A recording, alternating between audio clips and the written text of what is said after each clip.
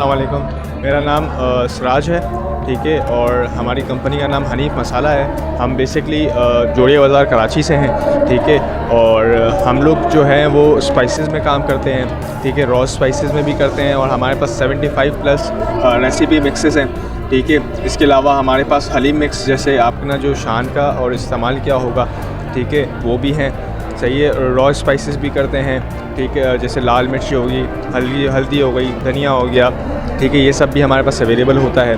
और बाकी इसके अलावा हम सीड्स में और साबुत मसाला जात में भी काम करते हैं, ठीक है। बाकी एक्सपो अल्हम्दुलिल्लाह हम तो मार्केट में 15 साल से हैं, जोड़िया बाज़ार में हमारा आउटलेट है, ठीक है, और हम जो हैं 2 साल से हमने अपनी पैकेजिंग निकाली है अभी, ठीक है, हनीफ मसाला के नाम से ही।